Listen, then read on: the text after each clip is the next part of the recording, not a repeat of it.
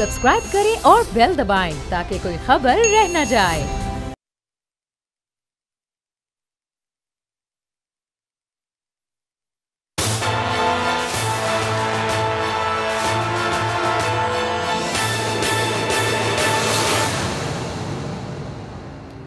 बिस्मिल्लाहिर्रहमानिर्रहीम, अस्सलामुअलैकुम नाज़रीन, आप देख रहे हैं प्रोग्राम तज़किया। मैं हूं आपका मेज़बान सलमान मिर्ज़ा।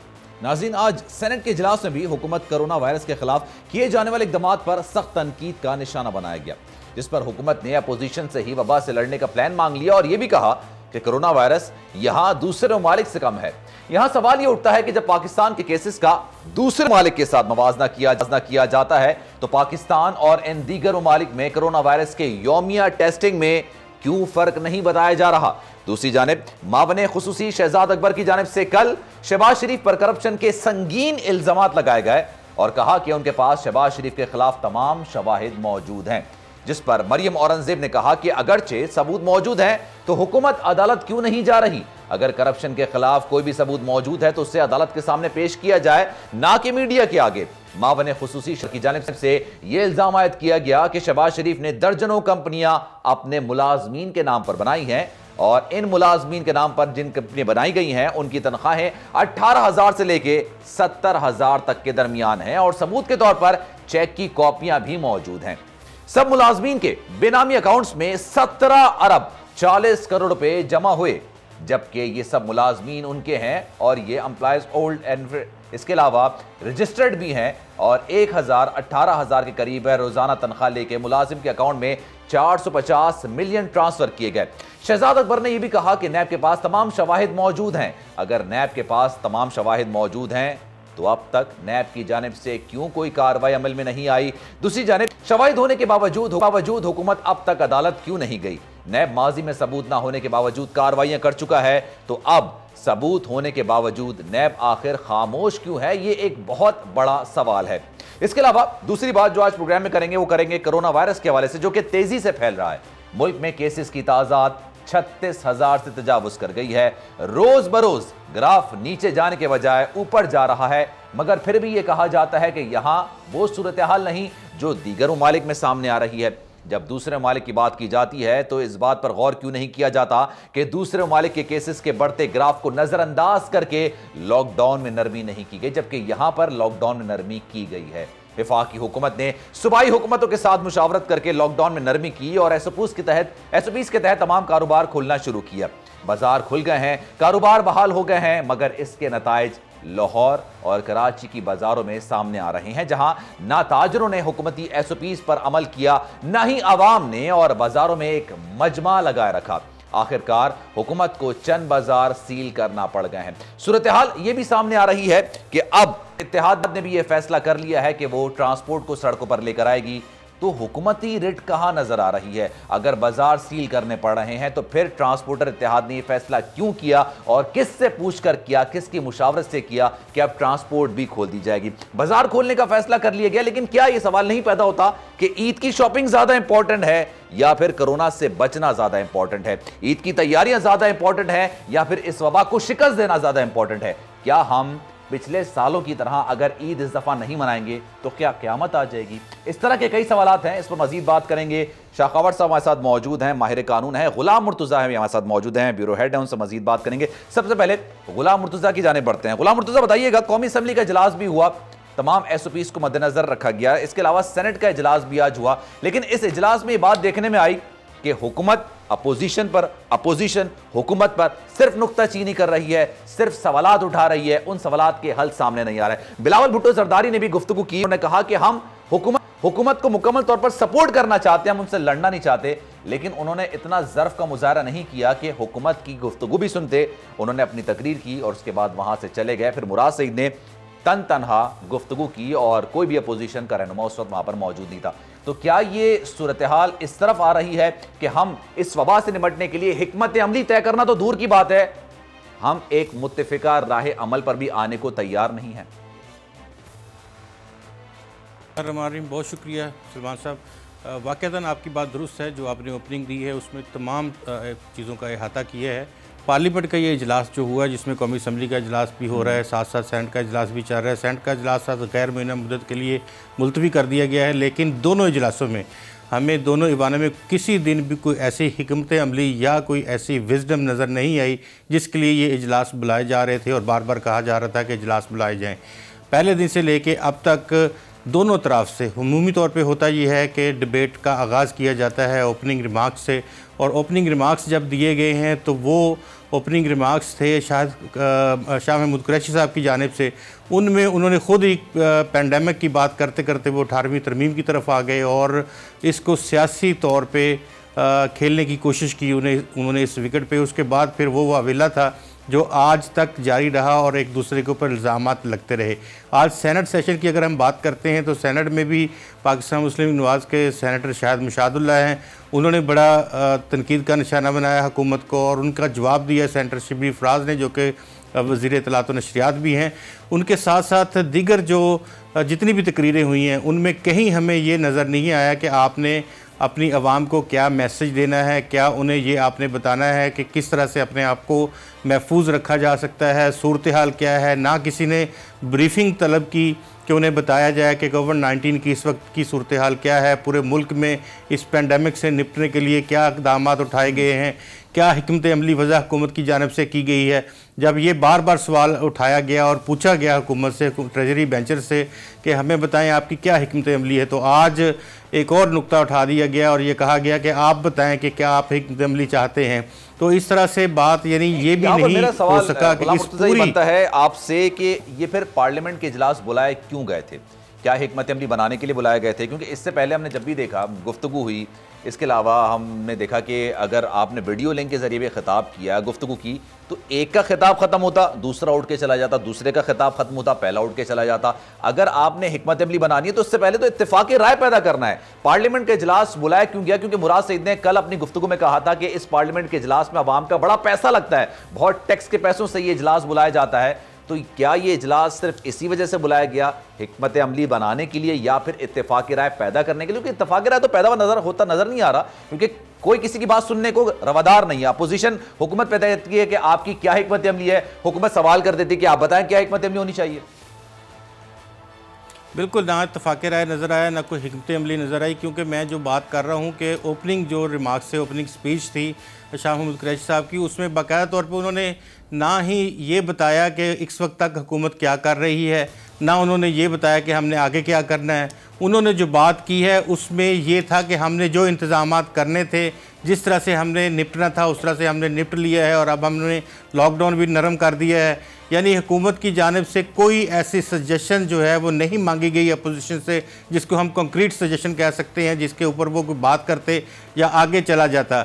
यही हिकमत अमली का फुकदान था जिसकी वजह से हमें आज तक यानी जितना भी सेशन हुए हैं, सिवाय निश्चितन गुफ्तन बर्खास्तन के अलावा इसमें हमें कोई चीज़ ऐसी नज़र नहीं आई।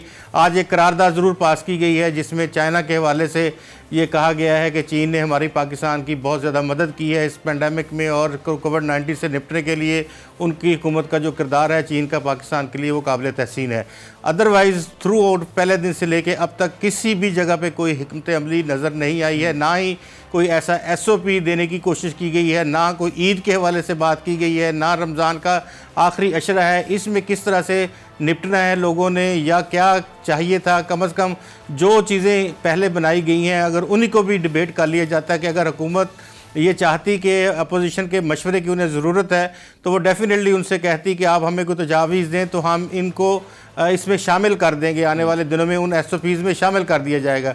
हुकूमत ने सिंपल ये कहा कि ये एक पेंडेमिक है, पूरी दुनिया इसमें जो है वो लिपटी हुई है और हम भी इसके साथ पूरा तदारक उसका कर रहे हैं और तमाम जो इक़दाम हैं वो हमने उठा लिए हैं। यानी मुशावरत का अमल का फुकदान था। और ये जो इससे पहले इजलास बुलाने के हवाले से बात थी, बार बार अपोजिशन की रिक्वेजिशन थी कि इजलास बुलाया जाए ताकि इसके ऊपर कोई हिकमत अमली जो है मुरतब की जाए, लेकिन कोई भी एक इवन ये भी बात अवाम के लिए नहीं कही गई कि आप लोग सिर्फ अपने जो ग्लव्स हैं वो पहने या अपने मुंह के ऊपर मास्क लगाएं। कम से कम एक ही एडवाइस ऐसी पार्लियामेंट की जानिब से दे दी जाती है कि अवाम को कि वो समझते कि हमारी पार्लियामेंटेरियन जो हैं वो हमारे साथ बहुत मुखलस हैं और वो चाहते हैं। ना किसी ने टेस्टों की कैपेसिटी बढ़ाने की बात की, ना किसी ने ये पूछा कि इस वक्त तक टेस्टिंग कैपेसिटी क्या है और इससे निपटने वाले जो लोग हैं जो ये सेहतयाब हो सके हैं, क्वारंटीन किन लोगों को किया जाता है, ना ही फ्लाइट्स के हवाले से कोई बात की गई। कोई हिकमत अमली सामने नजर नहीं आई। हुकूमत ये नहीं बता सकी कि उसकी क्या हिकमत अमली है। अपोजिशन से सवाल करती रही, अपोजिशन तनकीद करती रही। 2 दिन जो सूरत हाल यही रही पार्लियामेंट के इजलास में। हमारे साथ खबर साहब भी मौजूद हैं। खबर साहब, आपसे मैं बात भी करूंगा इस हवाले से कि शहजाद अकबर ने कल इल्ज़ामात लगाए शहबाज शरीफ पर और उन्होंने कहा है कि उन्होंने अपने मुलाजमीन के नाम पर कंपनियां बना के रखी थी, उनमें चेक्स तकसीम किए गए थे और फिर उसको टीडीज़ की सूरत में या फिर कैश की सूरत में निकाला गया था। लेकिन इससे पहले जो अभी बात हो रही है पार्लियामेंट के इजलास के हवाले से, आपको लगता है हुक्मरानों का रवैया संजीदा है, चाहे वो अपोजिशन में हो चाहे वो हुकूमत में हो? कोरोना एक वबा है, इस वबा से निपटना पड़ेगा। आज तो आलमी इदारा सेहत की गुफ्तगू में सुन रहा था, वो ये कह रहे थे कि ये यहाँ पर रहेगा, मुल्क में रहेगा, दुनिया में रहेगा और हमको इसके साथ रहना सीखना पड़ेगा, हमें अपना तर्ज अमल चेंज करना पड़ेगा। तो आपको हुक्मरानों का रवैया संजीदा लगा?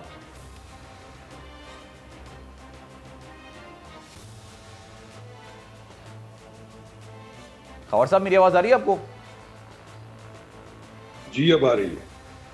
आपने सवाल सुना मेरा, ये मैं रिपीट करूं? जी आप रिपीट कर दें थोड़ा सा। अच्छा खबर साहब, मैं आपसे सवाल ही करना चाह रहा था शहबाज शरीफ पे जो इल्जामात लगाए गए थे, लेकिन उससे पहले मैं जानना चाह रहा था कि जो पार्लियामेंट के इजलास हुए हैं, आपने भी देखे होंगे, आपका मौकिफ क्या है, आपका रद्दअमल क्या है? हुक्मरानों का रवैया कोरोना के हवाले से संजीदा नजर आए, चाहे वो अपोजिशन में हो चाहे वो हुकूमत में हो। हुकूमत अपोजिशन पर नुक्ताचीनी करती है, अपोजिशन हुकूमत पे कहती है कि उसके पास कोई एक हिकमत अमली वजह नहीं है जिसको वाजे कर सके। तो आपको लगता है पार्लियामेंट का इजलास जो बुलाया गया ये सूदमंद साबित हुआ है? देखिए, मैं समझता हूँ कि मुझे भी और मिनहसल कौम सबको जो है ये बड़ी मायूसी हुई है, क्योंकि बड़ी तवक्कुआत थी कि जो पार्लियामेंट के इजलास, कौमी असम्बली और सेनेट के इजलास जो है अलग अलग बुलाए गए हैं और चूँकि यहाँ पे हमारे मुंतखब नुमाइंदे हैं, चाहे वो अपोजिशन से उनका ताल्लुक है या उनका ट्रेजरी बेंचेस से ताल्लुक है या कोई आज़ाद जो भी है, क्योंकि उनको लोगों ने मुंतखब करके भेजा हुआ है और हमारा जो आईन पाकिस्तान है उसका जो प्रियम्बल है वो ये कहता है कि पूरे जहानों पे जो है हुक्मरानी वो अल्लाह ताला की ज़ात की है और वो हुक्मरानी का हक जो है पाकिस्तान में वो अवाम अपने मुंतखब नुमाइंदों के ज़रिए जो है वो एक्सरसाइज करते हैं। तो ये एक बड़ा एक मैं समझता हूँ कि सेक्रेट किस्म की एक ड्यूटी है मेंबर पार्लियामेंट्स के ऊपर कि वो लोगों का मैंडेट लेके जो है वो पार्लियामेंट में बैठे हैं और उनका काम ये है कि वो इस तरह की पॉलिसीज़ और इस तरह का एक कंसेंसस डेवलप करें कि जिससे आवाम ये महसूस करे कि हमारे मुंतखब नुमाइंदे जो हैं वो अपना किरदार जो है या अपना रोल सही मानों में या हमारा जो दिया हुआ मैंडेट है उसको दुरुस्त इस्तेमाल कर रहे हैं। बड़े अफसोस की बात है कि बजाय इसके कि वहाँ पे कोई ऐसा एक कौमी यकजहती का माहौल होता और यकीनन इस पे जो ट्रेजरी बेंचेस होती हैं, हुकूमती बेंचेस, क्योंकि उन्होंने ओपन करना होता है। हालांकि शाह महमूद कुरैशी साहब जो हैं वो बड़े सॉफ्ट किस्म के इंसान हैं और उनकी गुफ्तगू हमेशा बड़ी ज़िम्मेदाराना हुई रहती है, लेकिन उनकी तरफ से भी कुछ ऐसी बातें हुई जिससे एक असम्बली का माहौल जो है वो ख़राब हुआ और जब अपोजिशन की तरफ उन्होंने देखा या बाकी अरकान की तरफ तो उन्होंने भी, मैं समझता हूँ कि जल्दी पे तेल जो है वो ज़रूर लगाया। कोई जो पेंडेमिक है जिससे कि हमारी पूरी कौम गुजर रही है, पूरा दुनिया और पूरा यूनिवर्स गुजर रहा है, तो उसके ऊपर कोई बात करने की बजाय एक दूसरे के खिलाफ पॉलिटिकल गोल स्कोरिंग या एक दूसरे को सियासी तौर पे नीचा दिखाने की जो वहाँ पे जो सिलसिला अभी तक जारी है, मैं समझता हूँ कि ये बड़ा अफसोसनाक है। इससे बेहतर है कि ये इजलास ना होता और ये जो मामलात बाकी चल रहे हैं उस तरह चलाने देते। तो मायूस कौन सूरत हाल है मेरे हिसाब से कि ये हमारे खबर साहब, ये एक आम आदमी की हैसियत से जब मुझे पता चला कि कौमी असम्बली और पार्लियामेंट का इजलास, कौमी असम्बली सेनेट का इजलास होगा, तो मुझे ये उम्मीद हुई कि शायद कोई एक हिकमत अमली होगी जो कि वहाँ पर पेश की जाएगी, शायद कोई कानून बनाया जाएगा, शायद इस वबा से निपटने के लिए हुकूमत कोई अपनी पॉलिसीज पेश करेगी और उस पर अपोजिशन नुक्ताचीनी भी करे, लेकिन सराहे भी, जो कि अच्छी बेहतर तजावीज़ हो सकती हैं। हो सकता है अपोजिशन को तजावीज़ दे, लेकिन ऐसा कुछ देखने में नहीं आया। ये पार्लियामेंट के इजलास बुलाने की वजह फिर क्या थी? यही चीज थी, क्योंकि या तो पहले नजर आ रहा था ये सारी चीजें कि कोई इत्तेफाक राय पैदा ही नहीं कर सकता। देखिए, पहले तो इस पर डिबेट होती रही कि पार्लियामेंट का इजलास होना चाहिए, चूँकि जो सोशल डिस्टेंसिंग का जो कॉन्सेप्ट है वो एक हॉल के नीचे इतने ज़्यादा लोग जब आएंगे तो क्या वो उसमें वो जो एहतियात बरती जा सकेगी कि नहीं। लेकिन चले, मैं समझता हूँ कि चूँकि उनका एक बड़ा अहम रोल बनता है और हम ये महसूस करते थे कि इन हालात में भी अगर ये इजलास बुलाए जा रहे हैं तो कम से कम एक ऐसी फ़िज़ा पैदा होगी कि एक कौमी यकजहती, एक यूनिटी जो है वो कायम होगी कि हम तमाम जो अरकान असम्बली हैं, चाहे उनका ताल्लुक हुकूमत से है, चाहे अपोजिशन से है, चाहे आज़ाद ग्रुप से है, तो वो कम से कम इस मामले के ऊपर जो है वो बिल्कुल यकसू है और उनके अंदर कोई जो है अबहाम या कोई शक और शुबा मौजूद नहीं है। तो वहाँ पे एक्सपेक्ट हम ये कर रहे थे कि वहाँ पे एक कौमी पॉलिसी जो है वो उसका इजरा होगा। हुकूमत की तरफ से अपोजिशन को भी वेलकम किया जाएगा और अपोजिशन भी जो है वो खुले दिल के साथ इजहार करती कि जनाब हम ट्रेजरी बेंचेस के साथ मिल के ये जो एक वबा है जो हमारे ऊपर जो है, मतलब जिसको हम फेस कर रहे हैं, इसको किस तरीके से हम मुआशी तौर पे लोगों को कैसे एम्पावर कर सकते हैं, लोगों में अवेयरनेस कैसे पैदा कर सकते हैं। तो अभी तक जो सूरत हाल है वो बजाय सियासी गोल स्कोरिंग के, वो मैं समझता हूँ कि इंतहाई पूरी अवाम जो है उससे मायूस हुई है। अच्छा, बेहतर ये था कि ये बात सामने आई है, हमने देखा है कि वफाक और सिंध के दरमियान एक रस्साकशी नज़र आ रही है और अब तो हालत ये तक हो गई है कि वफाक की जानिब से या फिर हुकूमती हुक्मरानों की जानिब से, उनके वज़रा की जानिब से, सीनियर वज़रा हैं उनकी जानिब से सिंध पर इल्ज़ाम तराशी भी की जाती रही कि सिंध में कोरोना के केसेस बढ़ा चढ़ा के बताए जा रहे हैं। सरकारी तौर पे जो टेस्ट होते हैं अगर वो नेगेटिव भी आते हैं तो उनको पॉजिटिव बना के मारा जाता है। तो ये चीज़ अब जो सामने आ रही है, आपको लगता है इन मौजूदा सूरत हाल में ऐसा पॉसिबल है कि कोई हिकमत अमली बनाई जा सके जिसके लिए इजलास बुलाया गया? देखिए, बात यह है कि जैसे आपने बताया कि सिंध और वफाक के दरमियान जो है काफ़ी खिंचातानी और एक दूसरे के खिलाफ इल्ज़ामात की भरमार जो है वो सामने आती है। ये एक अफसोसनाक सूरत हाल है। हमने देखा है कि जैसे वो जो इजलास होता है, वो जो पूरे जिसमें असद उमर साहब जिसकी सदारत करते हैं, उसमें तो हमें कुछ थोड़ा सा ठीक। अच्छा, हमारे साथ मौजूद हैं इस वक्त नून लीग के रहनुमा हैं शेख रुहेल असगर साहब, उनसे भी मजीद बात करते हैं, उनको भी शामिल गुफ्तगू करते हैं। असगर साहब, बहुत शुक्रिया, आपने वक्त निकाला। ये बताइएगा, ये पार्लियामेंट का इजलास जो बुलाया गया था, कौमी असम्बली का इजलास हुआ, सेनेट का इजलास हुआ, इसमें हमने देखा कि हुकूमत ने अपोजिशन ने हुकूमत पर सिर्फ नुक्ताचीनी की। हुकूमत कोई वाज़ेह हिकमत अमली पेश नहीं कर सकी। अपोजिशन ने कहा कि आपके पास क्या हिकमत अमली है, तो अपोजिशन से सवाल कर दिया गया हुकूमत की जानिब से, आप बताएं क्या हिकमत अमली होना चाहिए। आपको लगता है ये इजलास बुलाना इतना ज़रूरी था, और अगर आपने इजलास बुलाया है तो फिर ये चीज़ें नहीं होनी चाहिए थी जो दोनों इजलासों में हुई? आपका क्या मौक़िफ़ है? मेरे ख्याल से आपने सुना होगा कि शाहिद खान अब्बासी साहब ने जो बयान दिया था कौमी असम्बली के फ्लोर पे, वो मेरा बड़ा कम्प्रिहेंसिव था। उसमें उन्होंने जो निशानदेही की थी कोताहियों की तरफ, हम भी कर दी, जो इनको करना चाहिए उसकी निशानदेही कर दी। अब ये हुकूमत पर डिपेंड करता है ना, वो क्या करना चाहते हैं, किस सिमत चलना चाहते हैं, किस सिमत बढ़ना चाहते हैं। लेकिन उनकी गुफ्तगू में तो ये बात भी थी ना कि ये सारा जो मसला ये 18वीं तरमीम से ही है, ये 18वीं तरमीम का मामला सामने आया। नहीं, उन्होंने ये कहा था कि ये 18वीं तरमीम का इस वक्त शोशा उठाने की जरूरत नहीं थी। जो इस वक्त देना बंद तरजीहात होनी चाहिए ना, आपकी तरजीह इस वक्त क्या है? इस वक्त तो आपका मुल्क जो है, आपके मुल्क के अवाम जो है वो इस मुसीबत में गिरफ्तार है और आपने एक नया पेंडोरा बॉक्स खोल लिया। बहुत सारे इशू थे जो इसमें दुब गए हैं, बच गए ये लोग। लेकिन मसला तो ये था कि इसके लिए एक प्रॉपर टाइम होना चाहिए। आपके आइडियल सर्कमस्टांसेस होते, आप सारी पार्टीज को उठाते, सारे सूबों को उसमें मुशावरत में शामिल करते, फिर आप 18वीं तरमीम को रख देते। लेकिन अगर आप ये समझते हैं कि इस बात को करना गलत है, तो मेरे ख्याल में ये आपकी गलतफहमी है। ये करना चाहिए थी, बात तो होनी चाहिए थी कि आपको तो इस तरफ कंसंट्रेट करना चाहिए ना, आपका फोकस होना चाहिए सिर्फ इस बीमारी की तरफ। बीमारी से किस तरह से बचा जाए, कि आपने इसको किस तरह हैंडल करना है, किस तरह आपने इसको हैंडल करना है। मुत्तफिका तौर पे अपोजिशन की मुख्तलिफ जमातें, पाकिस्तान पीपल्स पार्टी, मुस्लिम लीग नून, बड़ी जमातें अपोजिशन की, इन्होंने कोई मुश्तरका हिकमत अमली बना के हुकूमत को पेश की कि आपको इस तरह से इस वबा से निपटना चाहिए, ये तजावीज़। अब मुझे एक बात बताएं, अब हिकमत अमली तो उसको बना के पेश कर दी जो उसको देना चाहे, जो उस पर अमल करना चाहे। उसके लिए तो बेहतर यह था कि आप इजलास बुलाते। इसीलिए उन्होंने तजवीज़ दी थी कि आपको पार्लियामेंट पार्टी का एक कमेटी तश्कील दे देनी चाहिए जो आपस में बैठ के डे टू डे सारा देखें और उस पर ऊपर अपना जो भी अमली अडॉप्ट करनी है उसको कर ले, उसको बना ले। जो भी तजावीज़ वो इस तरह हो सकती है ना, इस तरह तो नहीं हो सकती। और जो जो लोगों ने तजवीज़ें दी होंगी, मेरा नहीं ख्याल कि उस पर अमल करें, क्योंकि उनका फोकस जो था, उनका फोकस उनके आप बुजुर्ग की तकरीरें सुन रहे हैं, उनके अरकान की सुन रहे हैं, तो फोकस सारा जो था वो सारे का सारा पीपल्स पार्टी की सिंध हुकूमत पे था और अपोजिशन पे था, और उसके अलावा तो बात ही नहीं थी।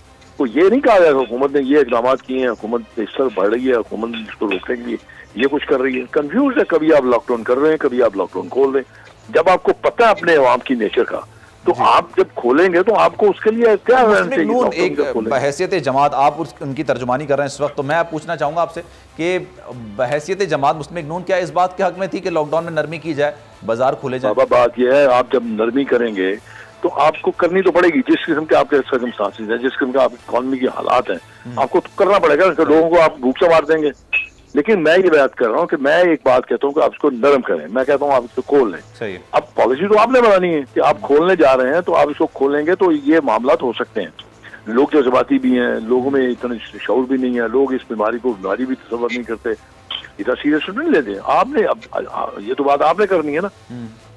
अब क्या अगर मैं आपको यहाँ पे मैं आपको एक अगर भी बात जी आपको जैसे आप कहते हैं कि बार बार आपने हाथ धोए, तो मस्जिदें आपने बंद कर दी, तो मस्जिद में तो 5 वक्त आप जाते हैं बावजू होके, आप तो सारा कुछ धो के जाते हैं मस्जिद के अंदर।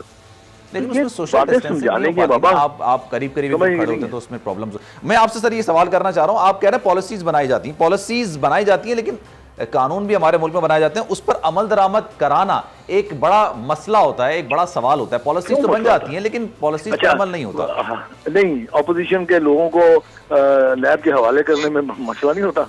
उसूल आपका कानून, मैं आपसे थोड़ा आगे जाके इसमें सवाल करूंगा, शहबाज शरीफ वाली जो बात है, मैं वही कह रहा हूँ, उसूल आपका कानून हरकत में आ जाता है, तो यहाँ पे आपका कानून हरकत में नहीं आ सकता, आप उसको कैटर नहीं कर सकते। लेकिन मसला आपका अपना ना, आपकी जड़ें नहीं है अवाम में। अगर आपकी जड़ें हों तो फिर आप काम करेंगे ना, और क्या कर देंगे आप? चलें, अब आपने एक टाइगर फोर्स बना ली है। अब उस टाइगर फोर्स को बनाने के लिए पहले आपको उनको ट्रेन करना चाहिए था, उनको बताना चाहिए था। आपने फोर्स बनाने के बाद आप उनको एसओपी दे रहे हैं, आपने ये करना है, आपने ये करना है, आपने ये करना है। भाई खुदा के बंदो, इस तरह काम थोड़ी चलता है। हुकूमतें, ये मुल्क इस तरह थोड़ी चलते हैं।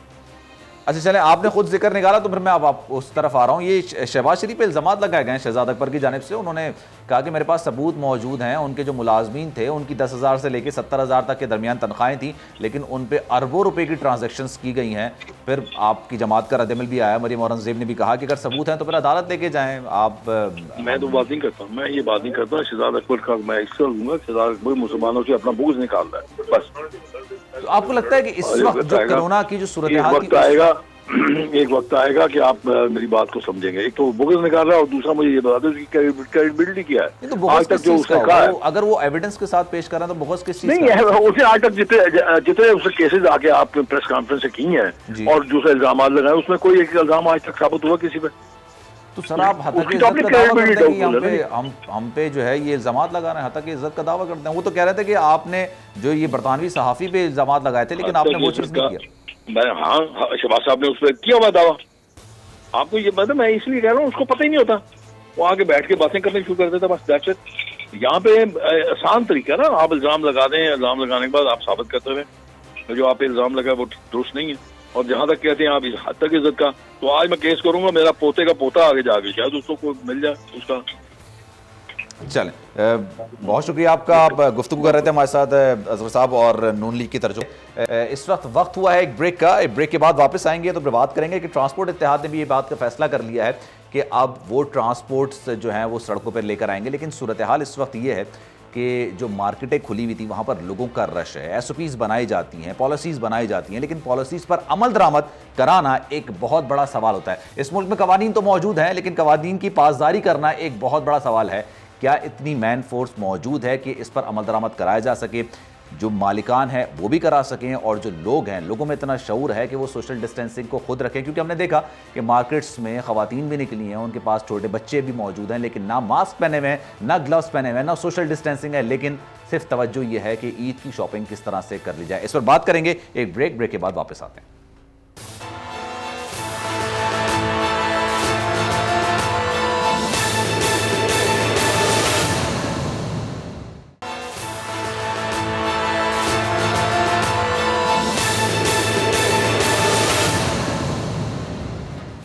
वेलकम बैक नाजरीन, हुकूमत ने फैसला किया था कि लॉकडाउन में नरमी कर दी जाएगी, मार्केटें खोल दी जाएंगी, मार्केटों को खोल दिया जाएगा। और इसकी वजह ये भी थी कि दिहाड़ीदार तबका है, एक बड़ा तबका है जो कि काफ़ी अरसे से बेरोज़गार था, क्योंकि रोज़ाना कमाता है, रोज़ाना कमा के घर लेके जाता है अपने बच्चों का, अपने बीवी बच्चों का, माँ बाप का पेट पालता है। तो उनके लिए, उनकी सहूलत के लिए लॉकडाउन खोला गया था, लेकिन साथ साथ इस बात को यकीनी बनाने का कहा गया था कि SOPs बना दी गई हैं, उस SOPs पर अमल किया जाएगा, प्रोटोकॉल्स होंगे उसको फॉलो किया जाएगा। अगर आप इसको फॉलो नहीं करेंगे तो फिर कारोबार सील करना शुरू कर दिया जाएगा। हमने देखा कि पीर से दुकानें खुलनी शुरू हुई थी और पीर, मंगल, बुध मार्केटों में जिस तरह का रश देखने में आया, जिस तरह की अफरा तफरी देखने में आई, ऐसा लग रहा था कि शायद 3 दिन बाद ही ईद है और सारी शॉपिंग आज ही कर लेनी है। सारी SOPs साइड में हो गई, सब सोशल डिस्टेंसिंग के जो रूल्स है वो सब साइड पर हो गए, कोरोना शायद लोग भूल गए और फिर इस तरह से बाहर निकले जैसे आज ही शॉपिंग करनी है और अल्लाह ना करे जैसे कल होगी ही नहीं। तो उसके बाद अब देखने में यह है कि कई मार्केटें सील करना शुरू कर दी गई हैं। जाहिर सी बात है, कोरोना पहले है, उससे बचना पहले है, ईद की शॉपिंग या दीगर चीज़ें बाद में आती हैं। लेकिन साथ साथ ये खबर भी सामने आ रही थी कि ताजिर जो इत्तेहाद ने जो बात फैसला किया था, उसके बाद अब ट्रांसपोर्ट इत्तेहाद ने भी इस बात का फैसला कर लिया था कि वो ट्रांसपोर्ट को सड़कों पर लेकर आएंगे, क्योंकि काफ़ी अरसे से उनका रोज़गार भी मुश्किलात का शिकार है। इसी पर मजीद बात करेंगे, हमारे साथ इरशाद बुखारी साहब मौजूद हैं, उनका मौक़िफ़ लेते हैं। अभी बताइएगा, आप लोगों ने क्या फैसला किया है? हुकूमत के साथ आपकी मुलाकात हुई है, क्या फैसला हुआ है? पब्लिक ट्रांसपोर्ट सड़कों पर लेकर आनी है अब? देखिए जी, पहली बात तो ये है कि बड़ा अच्छा सवाल किया आपने। ताजर भी जो है वो मुज़ाकरात ही करते रहे हैं, आज खुद उन्होंने दुकानें नहीं खोली। और मैं भी ट्रांसपोर्ट का सदर हूँ, सीनियर सिटीजन हूँ कराची का, और 45-46 साल से मैं लीडरी कर रहा हूँ। मैं कभी भी तसादम नहीं चाहूँगा हुकूमत से कि मैं जी खुद गाड़ियाँ लेके रोड पे आ जाऊँ, पुलिस वाले, रेंजर वाले, फिर हमारा आपस में तसादम और law and order situation create करूँ। लेकिन सूरत हाल ये है कि हुकूमत को चाहिए, चीफ मिनिस्टर साहब से हमारी रिक्वेस्ट है कि जब आपने दुकानें खोल दी, कारोबार जरा खोल दिया, पब्लिक आ जा रही है, तो पहली तो जरूरत पब्लिक की भी ट्रांसपोर्ट है और बड़ी गाड़ियां हैं जो कि सस्ता किराया। रिक्शे कराची शहर में 8-10 पैसेंजर लेके चल रहे हैं, आप TV वाले भी देख रहे हैं, हुकूमत को भी पता लगना चाहिए। मैं ये नहीं कह रहा कि वो क्यों चल रहे हैं, उनकी रोजी है, उनको चलना चाहिए, लेकिन हमें आपने 1.5-2 महीने से भूखा बैठा हुआ है घर पे, ना कोई आप इमदादी पैकेज का आपने ऐलान किया। 2 मेरी मुलाकातें हुई, वजीर ट्रांसपोर्ट सिंह से भी मुलाकात हुई, कादर शाह। उस मुलाकात में आपको क्या यकीन दहानी कराएगी बुखारी साहब? उस वक्त ये यकीन दहानी इन्होंने कराई कि जी विदिन 2 और 3 डेज आपके साथ SOP तय करके हम आपको गाड़ियाँ ला रहे हैं, रोड में ला रहे हैं। कराची से हैदराबाद या इंटरसिटी वाले भी हमारे साथ थे, उनको भी इंश्योरेंस दिलाई। लेकिन उसके बाद अचानक वजीर ट्रांसपोर्ट का बयान आ गया कि 31 तारीख तक तो जो है इसको लॉकडाउन को बढ़ा दिया गया और ट्रांसपोर्ट नहीं खोलेंगे। भाई नहीं खोलेंगे तो प्लीज खुदा के बंदो, इस कराची शहर में कबायली फसाद हो के अल्लाह करके शहर। लेकिन बुखारी साहब, आपको नहीं लगता अभी जो हम इस वक्त मार्केट्स की सूरत हाल देख रहे हैं, मार्केट्स में इतना रश नहीं होता है जितना पब्लिक ट्रांसपोर्ट में देखने में आता है? तो किस तरह की SOPs डिजाइन की जाएंगी? क्योंकि जो पब्लिक ट्रांसपोर्ट है उसमें तो सीट के बराबर में सीट बंदा बैठा होता है, खड़े भी होते हैं लोग। देखिए मेरी बात सुनिए, हमने 3 दिन में ऐसा भी तो देखा ना कि दुकानों में बेकार रश हो गया, ना आवाम ने SOP इसकी कोई परवाह की, फिर उसको सील करना भी तो शुरू कर दिया फिर अगर। अच्छा, लेकिन नहीं, मैं आखिरी बात ये कहना चाहता हूँ कि हुकूमत ने एक्शन लिया और मार्केटें 3-4 सील कर दी। मैं ये कहता हूँ कि मेरे साथ SOP तय करें हमारे मालकान, ड्राइवर, कंडक्टर, बजाय इसके कि भूखे मरे, कम अज कम हुकूमत से ये दाग तो उतर जाएगा, मुझसे तो ये दाग उतर जाएगा कि जी हमें इन्होंने पाबंद किया हुआ। अगर चलेंगे तो आप कार्रवाई करें, इरशाद बुखारी आपका साथ देगा। अच्छा बुखारी साहब, ये बताइएगा, आप जो हुकूमत से मुलाकात करेंगे या फिर जो मुलाकात आपकी हुई है पहले, उसमें आपका फोकस किस चीज़ पे था? बसें रोडों पे लाने का आपने फैसला किया है, रिक्शा लेकर आने का फैसला किया, इंटरसिटी की बात करेंगे या फिर दूसरे सिटीज में जाने के लिए? रिक्शे तो ऑलरेडी चल रहे हैं, आप भी देख रहे हैं, CNG रिक्शा भी चल रहे हैं, 6-8 आदमी भी। ये ट्रैफिक पुलिस से मिली भगत है या थाना पुलिस से, लेकिन हुकूमत ने चीफ मिनिस्टर साहब को या तो बताता या मिनिस्टरों ने आंखें बंद की हुई हैं, लेकिन हमें इस बात से गरज कोई नहीं है कि जी वो क्यों चल रहे हैं। तो हमें वो किससे पूछ के आया? वो तो जाहिर सी बात है आप ही के अंडर है ना, वो तो जो चिंची रक्षा हो या दूसरा। नहीं, मेरे अंदर नहीं है। इसको मैं वादे करता हूँ कि बड़ी बसें, मिनी बसें और कोचें मेरी अंडर में है। ये 3 ट्रेड, बाकी मिनी रक्षा, टैक्सी वैक्सी जो है उनकी अपनी तंजीमें है या उनकी कोई तंजीम है ही नहीं। वो मादर बेदर आजाद है लेकिन भूखे हैं, रोड पे आ रहे हैं। अगर मेरे ड्राइवर कंट्रोल मेरी वजह से पाबंद है, तो इनको कहें, आप भी मेरी तरफ से रिक्वेस्ट करें, मैं भी करता हूँ वज़ीर आला साहब, रोज़ मैशर आप जवाब दें होंगे इस पब्लिक के जो भूखी मार रही है, और आप एक तो आवाम को ट्रांसपोर्ट की जरूरत है, दूसरा उनको आप भूखे मारे हैं।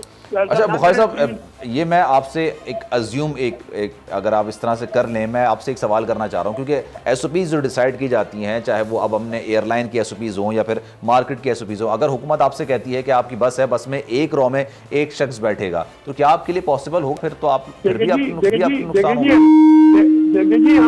देखिए, something is better than nothing, मतलब आप उस पर रेडी हो जाएंगे?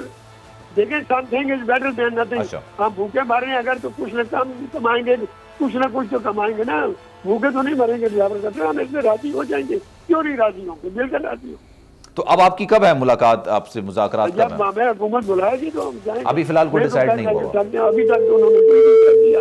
ये अल्लाह भला करे, आपका मीडिया ने अब ये कहना शुरू कर दिया कि आवाम को ट्रांसपोर्ट की भी जरूरत है। यार वाई वालों ने भी शाम को मेरा इंटरव्यू लिया, अल्लाह आपका भला करे, आप आवाम की भी नुमाइंदगी करते हैं। हम ये चाहते हैं कि हर एक का कारोबार खुले, लेकिन जो हुकूमत की जानिब से एसओपीज बनाई गई हैं उसको फॉलो करते हुए, वबा को कंट्रोल करते हुए सबका रोजगार खुलना चाहिए। ये हम मैं वादा करता हूँ आपसे भी, हुकूमत से भी, अगर मैं उस पर पाबंदी ना करा सका तो मैं आड़े नहीं आऊँगा, फिर जो एक्शन लिया जाए मैं हुकूमत का। ठीक है, बहुत शुक्रिया इरशाद बुखारी साहब, आप बोलने से गुफ्तगू कर रहे थे और बता रहे थे कि जो भी एसओपीज डिसाइड होंगी वो फॉलो करेंगे, और ना सिर्फ फॉलो करेंगे हम, अगर उस चीज़ की पासदारी नहीं की गई तो फिर अगर आप बंद करना चाहें तो बंद कर सकते हैं। गुलाम मुर्तज़ा साहब हमारे साथ मौजूद हैं, उनसे मजीद बात करेंगे। गुलाम मुर्तज़ा साहब, ये सूरत हाल थोड़ी सी अब इस तरह की सामने आ रही है, एसओपीज डिसाइड की जाती हैं, प्रोटोकॉल्स बयान किए जाते हैं, लेकिन उस पर अमल दरामद नहीं होता।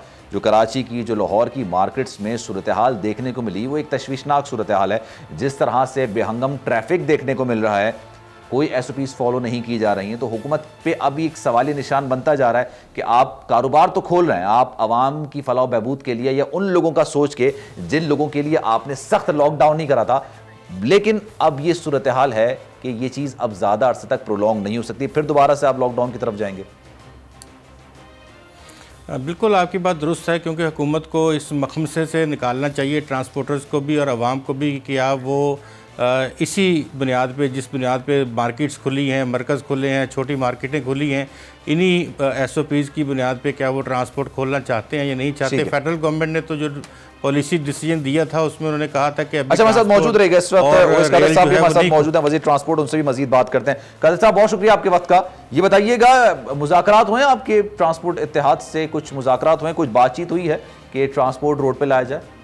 बिस्मिल्लाहिर्रहमानिर्रहीम। देखिए जी, मुज़ाकरात का जो असल लफ्ज़, ये लफ्ज़ इस्तेमाल नहीं करना चाहिए, क्योंकि वो नाराज थे ही नहीं, सही है ना, उन्होंने कोई ऐसी एजिटेशन की थी कि मुज़ाकरात हो। जी ये बिल्कुल ज़रूरी है, ये आप बिल्कुल बताएं कि हमारी मुलाकातें होती रही हैं और हम डेफिनेटली में एसओपीज़ पे हम बात करते रहे।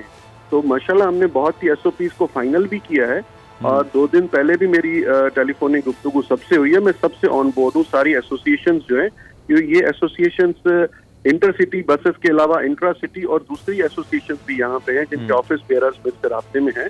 तो ये सारी चीज़ें इंशाल्लाह मैं जल्दी से सीएम साहब के सामने रखूंगा, और मेरी कोशिश यही है कि हम सेक्टोरियल, जिस तरह सेक्टर वाइज सब सेक्टर्स को एसओपीज के साथ इजाजत दे रहे हैं, तो देखेंगे कुछ दिन हालात। बसेस की एसओपीज किस तरह से डिसाइड करेंगे आप या डिजाइन करेंगे? बात है, इस पे हमारा डिस्कशन मुख्तलिफ चीजों पे हुआ है। जिस तरह जैसे अगर कोई टिकट लेने आता है तो वो टिकट ऑनलाइन होगा, ऑनलाइन टिकटिंग होगी, और उसकी रिसीट जो है वो फोन पे मिलेगी, और जो बस होगी जिसमें ट्रैवलिंग करनी होगी उसको पहले डिसइंफेक्ट किया जाएगा। जो भी जिस तरह अगर ये जो आप बात कर रहे हैं, ये एक सिटी से दूसरी सिटी के दरमियान की बात है, इंटरसिटी की मैं बात कर रहा हूँ। सर हमारे पास जो बसें चलती हैं, कराची में जो चलती हैं बसें, उसमें तो वैसे इतना रश होता है, लोग लटा लटे जा रहे होते हैं। नहीं, उनको भी यही किया गया है कि पहले वो जिस तरह सुबह रूट्स पे निकलेंगी तो हम सेक्टर वाइज खोलेंगे। जिस तरह मैंने कहा कि अगर हमारे पास 10 रूट्स हैं तो हम पहले 5 रूट्स को ओपन करेंगे, और उन पे ये उनकी यकीन दहानी है कि जब बस सुबह निकलेगी तो वो हर 2 राउंड लगाने के बाद दोबारा डिसइंफेक्ट होगी, और उस पे जो डिस्टेंसिंग होगी, कोई खड़ा नहीं होगा, किसी को छत पे नहीं बिठाया जाएगा, और क्लोज उनकी लोकेशन बिल्कुल क्लोज किसी को नहीं बिठाया जाएगा। बहुत सी चीजें हैं जिसपे उनके एतराजात हैं, लेकिन ये भी मैं कहता चलूं कि हमारे ट्रांसपोर्टर हजरात इस चीज में बिल्कुल कोऑपरेट कर रहे हैं, क्योंकि वो समझ रहे हैं कि वाकई ये हालात ऐसे हैं कि जिसमें हम सबको मिलके काम करना पड़ेगा। तो मेरी भी कोशिश यही है कि हम SOPs के साथ बहुत जल्दी उनको। अच्छा, अभी थोड़ी देर पहले इरशाद बुखारी साहब भी हमारे साथ मौजूद थे, प्रोग्राम में गुफ्तगू कर रहे थे। उनका कहना था कि हमारी बातचीत तो हुई है, और उन्होंने कहा था कि काफी टाइम पहले हमारी बातचीत, उन्होंने कहा कि हमसे कहा गया कि SOPs डिजाइन करके 1-2 दिन में बताएंगे, लेकिन हमें बताया नहीं गया। और मैंने पूछा कि अब आपकी मुलाकात कब शेड्यूल है, तो उन्होंने कहा हमसे कोई राब्ता नहीं किया गया। तो आप कब राब्ता कर रहे हैं? आपको एक चीज मैं बहुत अच्छे तरीके से क्लियर कर लूं, जिस तरह मैंने कहा कि सारे ऑफिस बेयरर्स, सारे एसोसिएशन के, तो सिर्फ इरशाद बुखारी साहब कराची में नहीं है, ऐसी 4 एसोसिएशन बस सर्विसेज की और भी। मैं फर्द वाहिद की बात नहीं कर रहा सर, मैं टोटल बात कर रहा हूं। मैं आपको यही कह रहा हूं कि जरूर मुझसे सब राब्ते में है, सबका राब्ता हो रहा है, और जब भी हम SOPs को फाइनल करेंगे, जिस तरह मैंने कहा कि हमारे 5-6 इजलास हो चुके हैं, तो कुछ पॉइंट्स फाइनलाइज हुए आप दोनों के दरमियान? जी बिल्कुल। देखिए, इरशाद बुखारी साहब का इशू है जो वो कह रहे हैं बार बार के रिलीज पैकेज दिया जाए। अब देखें जी, सिंध गवर्नमेंट के पास फाइनेंशियल पोजीशन इतनी अच्छी नहीं है कि वो रिलीफ पैकेज इतना बड़ा अनाउंस करे। बाकी हमारी तरफ से, ट्रांसपोर्ट डिपार्टमेंट की तरफ से जो रिलीफ है, वो मैंने CM साहब को रिक्वेस्ट की है कि इंशाल्लाह जल्दी। वेरी ऑनेस्ट, उन्होंने मुझसे एक दफा तो ये बात की अभी प्रोग्राम में, लेकिन उन्होंने बार बार इस पे जोर नहीं दिया। उन्होंने कहा कि बस हम मुलाकात करना चाहते हैं, और हम चाहते हैं कि SOPs डिसाइड हो और हमारा कारोबार खुले। बिल्कुल मैंने जिस तरह कहा कि मैं यही कह रहा हूँ, मैंने ये सारी सिफारिशात कंपाइल कर दी हैं। मैं CM साहब से 2 दिन या 1 दिन में इंशाल्लाह मेरी मुलाकात हो जाएगी, सारी सिफारिशात उनके सामने रखेंगे। और जिस तरह हमारे एक्सपर्ट्स, देखिए हम हर चीज में सिंध गवर्नमेंट मेडिकल एक्सपर्ट्स को ऑन बोर्ड ले रही है। आपने देखा होगा 2 दिन पहले नरमी शुरू हो गई, और आपने पूरे सिंध के, हम अगर 3 शहर ले लें, कराची, हैदराबाद और सक्खर, तो उनमें आप देखें कि बाजारों में किस तरह रश देखा गया। मुझे असल में ब्रेक पे जाना है, मैं एक सवाल आपसे करना चाहता हूं। हमारी जो बसेस की हालत है, हमारी जो ट्रांसपोर्ट की हालत है, उसमें एक्सीडेंट 10,000 होते हैं। हमने 10 किस्म के प्रोग्राम्स किए हैं, बातचीत की है, लेकिन उनकी हालत बेहतर नहीं हो पाती। आपको लगता है कि इस वबा से निपटने के लिए जो SOPs आप डिसाइड करेंगे या जो डिसाइड होगा, उस पर अमल दरामद हो सकेगा?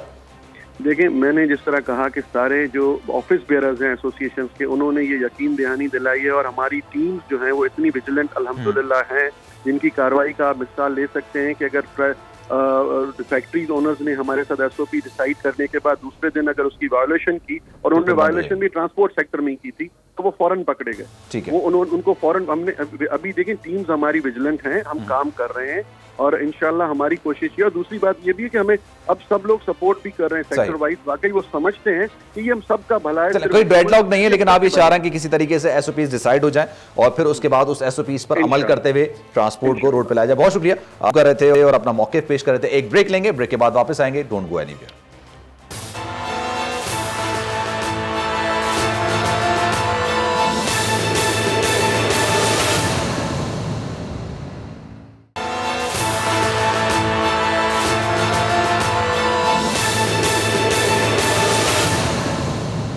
एक बार फिर से प्रोग्राम में आपको खुशामदीद कहते हैं। और गुज़िश्ता रोज़ शहजाद अकबर ने प्रेस कॉन्फ्रेंस की, और प्रेस कॉन्फ्रेंस में शहबाज शरीफ पर काफ़ी इल्ज़ामात लगाए। उन्होंने कहा कि इसके सबूत भी मौजूद हैं। उनके जो मुलाजमीन थे, जिनकी तनख्वाहें 10,000 से लेके 70,000 के दरमियान हैं, उनके नाम पे अरबों रुपए की ट्रांजैक्शंस हुई हैं, जिसकी रसीदें भी मौजूद हैं। फिर उनको TTs के ज़रिए या फिर कैश की सूरत में रकम वापस निकाली गई है। इसी पर मज़ीद बात करेंगे। गुलाम मुर्तज़ा भी हमारे साथ मौजूद हैं, शावर साहब भी हमारे साथ मौजूद हैं। गुलाम मुर्तज़ा बताइएगा इसकी डिटेल्स हैं क्या? और ये बात भी काफ़ी लॉजिकल है, नून लीग की जानिब से ये कहा जा रहा है कि अगर आपके पास सबूत हैं तो फिर अदालत जाएं, नैब जाएं। आप प्रेस कॉन्फ्रेंस करते हैं, प्रेस कॉन्फ्रेंस में बात करते हैं, अदालत नहीं जाते आप। देखिए सलमान, जो सवाल आपने किया है बुनियादी तौर पे उसकी अगर तफसील में जाएं तो निसार ट्रेडिंग से ये सफ़र शुरू हुआ था। तकरीबन 17 बिलियन रुपीज़ की रकम है जो कि मियाँ शहबाज शरीफ और एंड सन्स जो हैं उनके अकाउंट्स में ट्रांसफ़र हुई है। और कहा यह जा रहा है नैब की जानिब से, नैब ज़राए की जानिब से, कि ये किक बैक्स हैं, कमीशन है। अच्छा। जो कि शरीफ फैमिली को, शरीफ फैमिली से मेरी मुराद इस वक्त शहबाज शरीफ और उनकी फैमिली है। उन्होंने स्पेसिफाई किया कि ये जो मियाँ शरीफ नहीं है, बल्कि ये शरीफ ग्रुप अलग ग्रुप है, जो शहबाज शरीफ ग्रुप है पूरा। जी शहबाज शरीफ हैं। और जाली TTs का मामला है, इससे पहले भी शहजाद अकबर साहब इसके ऊपर प्रेस कॉन्फ्रेंस कर चुके हैं। जो डॉक्यूमेंट्स उन्होंने दिखाए थे, उनके मुताबिक सलमान शहबाज की गुज़िश्ता 10 साल में 2009 से 2020 के दरमियान 1100 गुना उनके एहसासात में इजाफा हुआ है। ये 2 लोग हैं, एक अनवर मसरूर हैं और एक शुएब कमर हैं। ये दोनों नैब के पास हैं, और इन्हीं की वजह से ये लीड मिली है नैब को। और ये डॉक्यूमेंट्स जो हैं ये भी उन्हीं से ही आगे लीड चलाते हुए हासिल किए गए हैं। और एक महबूब अली नामी शख्स है जिसने वकार ट्रेडिंग और हमजा शहबाज के अकाउंट में पैसे जमा करवाए। इसके साथ साथ 23 जाली फ्रंटमैन हैं जिनका रिकॉर्ड इस वक्त उनके पास है। अब ये देखना ये है, जो असल बात है कि क्या ये रिकॉर्ड दुरुस्त है, क्या ये रिकॉर्ड जो है वो काबिल इस्तेमाल है, क्या ये हमारे साथ जस्टिस रिटायर्ड शाह खावर भी मौजूद हैं।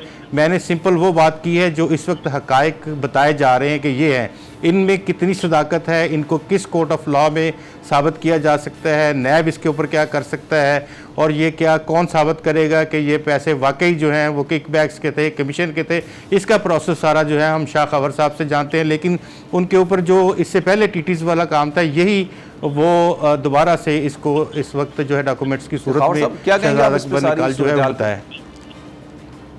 जी, मेरी गुजारिश ये है कि ये मुझे समझ नहीं आती कि ये जो टेलीविजन के ऊपर एक पूरा इस्तगासा या इल्ज़ामात लगा देना, अगर ये प्रॉपर फोरम यही है कि अगर आपके खिलाफ अगर किसी के खिलाफ कोई मवाद है कि उसने कोई जुर्म किया है, और अगर उसका फोरम हम फर्ज कर लें कि वो टेलीविजन या सोशल मीडिया है कि आप प्रेस कॉन्फ्रेंस करके किसी पे इल्ज़ाम लगाएं, तो फिर उसमें मुनासिब ये है कि फिर जो दूसरा फरीक है वो भी उधर सामने बैठा हो, ताकि वो जो ट्रायल है वो अवाम के सामने अगर आपने करना है और अवाम से फैसला लेना है, तो फिर दूसरे फरीक का भी वहाँ होना बहुत ज़रूरी है और फिर उसका अवाम फैसला करे। मेरा ख्याल है कि ये कानून इस चीज़ की इजाज़त नहीं देता। देखिए, किसी के खिलाफ अगर आपके पास सबूत हैं, आपके पास कोई ऐसी इंफॉर्मेशन है कि किसी शख्स ने इर्तिकाब जुर्म किया है, तो उसमें कानून तो ये कहता है कि उस पे जो फोरम है जहाँ पे आपने ये शिकायत दर्ज करानी है, अगर वो पुलिस है या वो नैब है या FIA है, तो आपने एक शिकायत की शक्ल में और पूरे सबूत के साथ बतौर मुद्दई मुस्तगीथ आपने वो इस्तगासा फाइल करना है। उसके बाद जो इन्वेस्टिगेटिंग एजेंसी है उन्होंने उसकी तहकीकात करनी है। अगर उसमें वाकई वजन है और सबूत हैं, तो उन्होंने या एक चालान जो है अदालत में पेश करना है, या अगर नैब ने उसकी कॉग्निजेंस ली है तो उसका एक रेफरेंस जो है वो अकाउंटेबिलिटी कोर्ट में जाएगा। उसके बाद एक ड्यू प्रोसेस है कि आपने मुल्ज़मान को जो है अपनी सफाई का मौका देना है, और फिर एक ट्रायल के बाद अदालत ने ये फैसला करना है कि वो इल्ज़ामात जो लगाए गए थे, जिसकी तहकीकात हुई, जिसका चालान या जिसका रेफरेंस अदालत में पेश किया गया, क्या इस्तगासा उसको जो है साबित करने में जो है कामयाब हो गया है तो मुल्ज़मान को सजा मिल जाएगी, अगर नहीं तो मुल्ज़मान बरी हो जाएंगे। तो मेरी समझ से ये बाहर है कि ये आपने अगर ये फैसले अवाम से करवाने हैं टेलीविजन पर प्रेस कॉन्फ्रेंसेस करके, और वो भी यकतरफा, तो देखिए ये मुनासिब नहीं है। हो सकता है कि शहजाद अख्तर साहब ने जितने इल्ज़ामात, जितने सबूत जो है वो प्रेस कॉन्फ्रेंस में बताए उनके पास 100% होंगे, लेकिन देखने की बात ये है कि क्या वो मीडिया पे आके प्रेस कॉन्फ्रेंस की शक्ल में दूसरे की बिल्कुल एक्सक्लूजन में उसके राइट्स को या उसके दिफा को प्रेजुडिस करते हुए आप किस तरीके से एक अवाम में एक राय यकतरफा कायम करने की कोशिश कर रहे हैं। तो मैं समझता हूँ कि ये एक बिल्कुल अच्छी प्रैक्टिस नहीं है। आप जाएं, आपके पास सबूत है मुतल्लिका फोरम्स के। अच्छा, मैंने अपने इंट्रो में भी ये बात का जिक्र किया था कि जैसे कि जो बात सामने आ रही है 17 बिलियंस की ये बात हो रही है, और ये वो पैसा है कि जो आपने मुख्तलिफ ठेकों की मद में दिया, जो कि इल्ज़ाम लगाया जा रहा है, लेकिन नैब इस पर उस वक्त तक कार्रवाई नहीं की गई। शहजाद अकबर के पास इनके हवाले से सबूत मौजूद है, नैब ने कार्रवाई क्यों नहीं की अभी तक? देखिए, बात ये, मैं फिर यही अर्ज कर रहा हूँ कि शहजाद अकबर साहब के पास ये सबूत मौजूद हैं, तो वो फोरम जो है वो प्रेस कॉन्फ्रेंस या अवाम नहीं है, क्योंकि अवाम ने इसका फैसला नहीं करना। सही, आपके पास है तो आपके पास देखिए दफा 18 है नेशनल अकाउंटेबिलिटी ऑर्डिनेंस 1999 की, जिसमें आप एक शिकायत दर्ज करा सकते हैं नैब के पास। ठीक है, लेकिन ये फोरम नहीं है मेरे पास। असल में वक्त की किल्लत है, इस वजह से मुझे अपना प्रोग्राम वाइंड अप करना पड़ा है। लेकिन ये फोरम नहीं है शहजाद अकबर की जानिब से, जिस फोरम पे उन्होंने इल्ज़ामात हैं। अब अदालत जाएँ, शरीफ फैमिली का भी मौक़िफ़ सामने आया, नून लीग का मौक़िफ़ भी सामने आया, मरीम औरंगज़ेब की हमने गुफ्तगू सुनी थी। और आखिर में सिर्फ मैं अपने प्रोग्राम का इख्तिताम इन अल्फाज में करना चाहूँगा कि आप लोग बाहर ज़रूर निकलें, लेकिन उस हद तक निकलें जिस हद तक अगर आप SOPs को फॉलो कर सकें, जिस हद तक आप प्रिकॉशंस ले सकें। अपना बहुत ख्याल रखें, अपने घर वालों का ख्याल रखें। ईद की शॉपिंग ज़रूर करें, लेकिन सोशल डिस्टेंसिंग को मलूज़े खातिर रखते हुए अपना ख्याल रखिएगा। सलमान मिर्ज़ा को दीजिए इजाज़त। अल्लाह हाफ़िज़।